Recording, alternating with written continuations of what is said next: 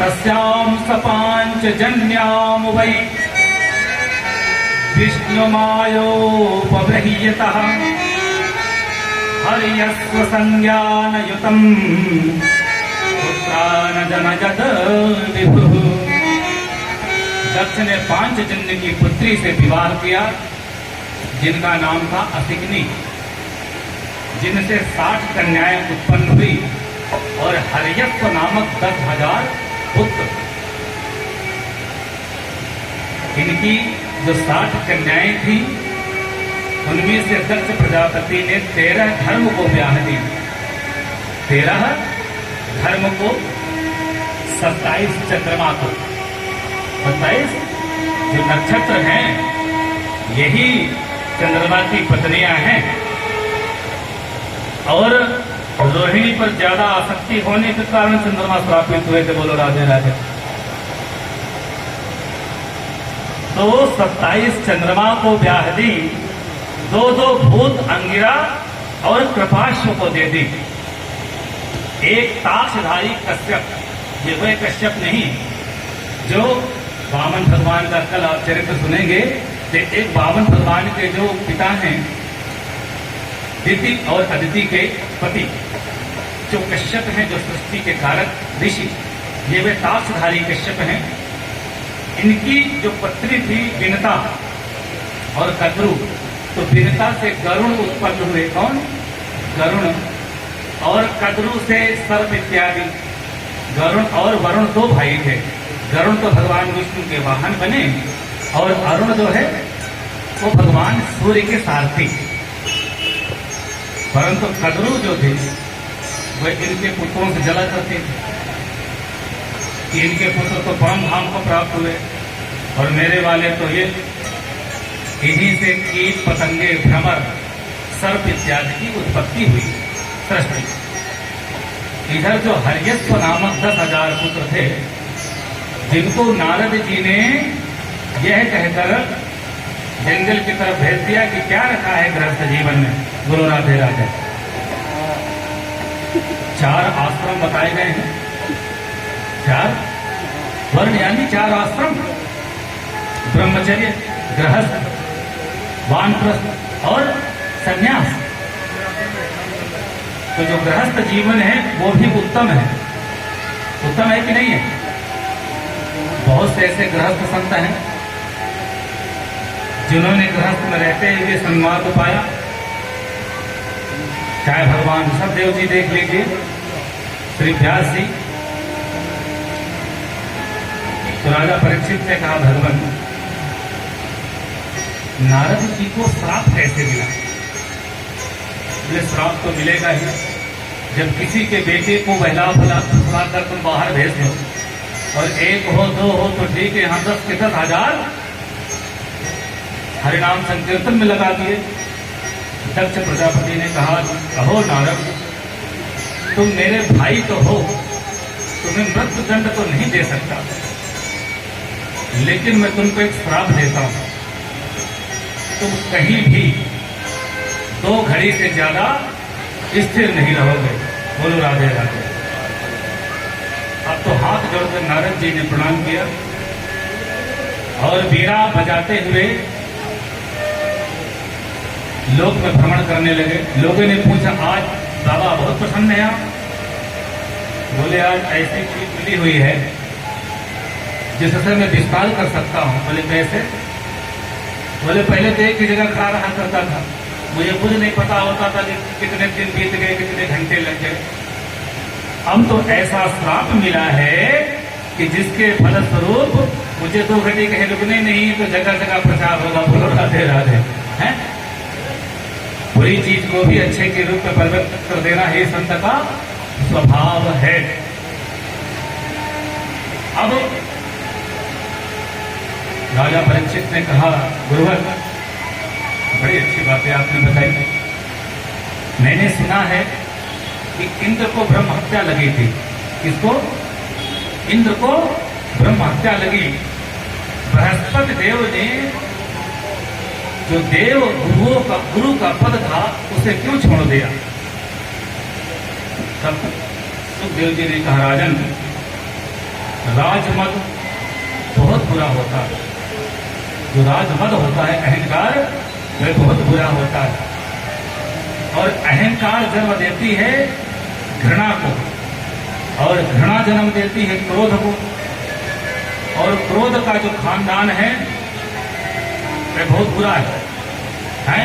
क्रोध की बेटी ईर्ष्या है, क्रोध की पत्नी है कलह देवी, क्रोध की सास है झगड़ालू देवी, ऐसे इनका परिवार है। और जो यदि आपको इस परिवार से बचना है तो सिर्फ भगवान का स्मरण ही करना है। तो गुरुवर कैसे राजा इंद्र को, जो देवराज कहलाते हैं, उनको ब्रह्म हत्या लगी। सुखदेव जी ने कहा, राजन, एक समय कि कस्य हेतु परित्यक्ता।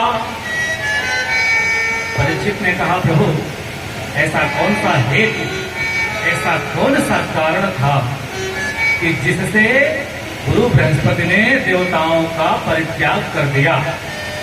कस्य हेतु परित्यक्ता आचार्ये आत्मनः सुरा एकता चक्ष भगवान शिष्याणामक्रमं मुकुरौ। सुखदेव ने कहा, राजन, राजमद में चोर एक दिन इंद्र अपनी सभा पर बैठे हुए नृत्य का आनंद ले रहा था, परंतु देवगुरु बृहस्पति के आने के उपरांत भी खड़े होकर उसने स्वागत नहीं किया, जिससे बृहस्पति रुष्ट हो गए और उन्होंने त्याग कर दिया। इधर जब शुक्राचार्य ने यह देखा कि अब तो अच्छा अवसर है, देवगुरु बृहस्पति भी नहीं रहे, तब उन्होंने त्वष्टा जो ऋषि थे, त्वष्टा जो ऋषि थे छलबस, उनको वहां का जो उनका पुत्र था विश्वरूप, त्वष्टा ऋषि का पुत्र था विश्वरूप, उसके 3 मुख थे। कितने? 3 मुख थे। वह देवताओं का गुरु बना। और विश्वरूप जब देवताओं के लिए यज्ञ करते तो एक मुख से देवताओं के लिए,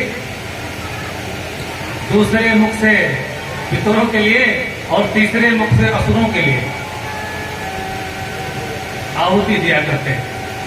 और जब यह बात इंद्र को पता चली तब उन्होंने वृत्रासुर का वध कर दिया। ये वही वृत्रासुर हैं जो देवताओं के गुरु कहलाए, परंतु यह भी हमारे जो सृष्टि है उसी सृष्टि के पराभव एक त्वष्टा ऋषि की संतान थे। अब वृत्रासुर मरे भी कैसे?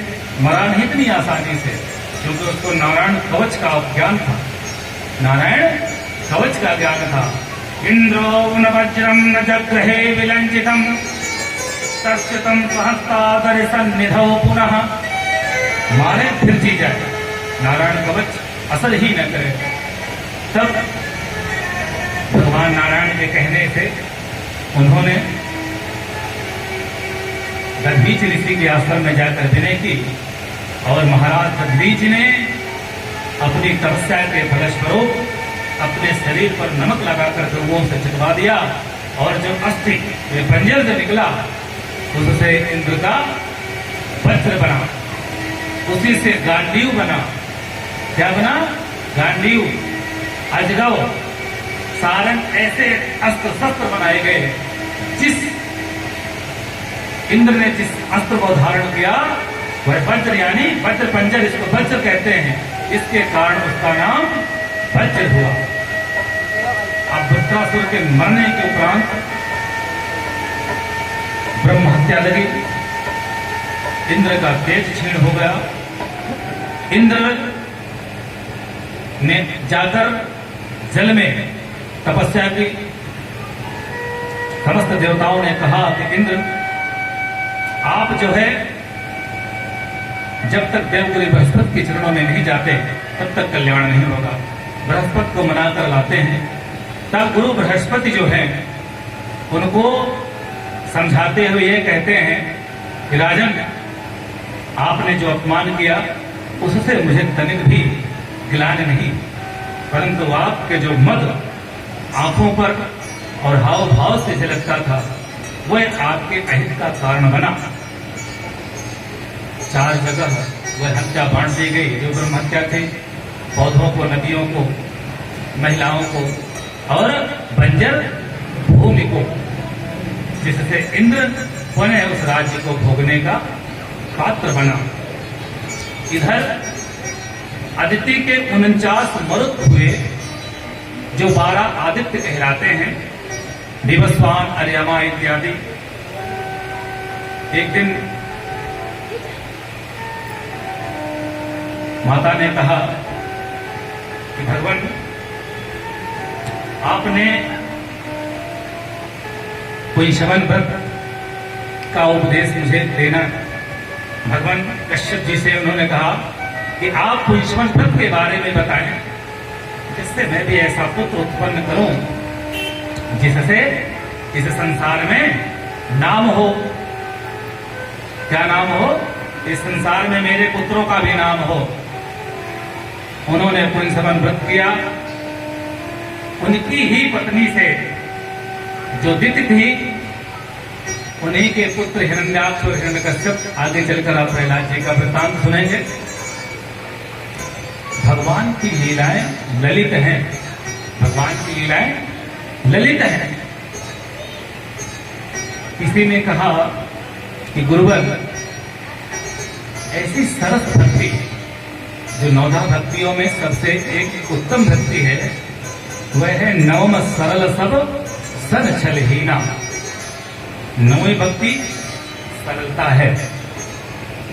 तो ऐसा कौन सा वृत्तांत है जिसको सरलता से भगवान को पाया? एक वृंदावन की सच्ची घटना है। भक्तमाल एक ऐसी रचना है जो श्री नाभादास जी ने लिखी हुई है। ब्रज के अनेक संत जो परम तेजस्वी हुए, परम तेजवान और परम भक्त हुए, उनका वृत्तांत भक्तमाल में आता है। उनका नाम था माधव दास। सच्ची घटना पर आधारित माधव दास जी ऐसे संत, सरल संत थे कि जो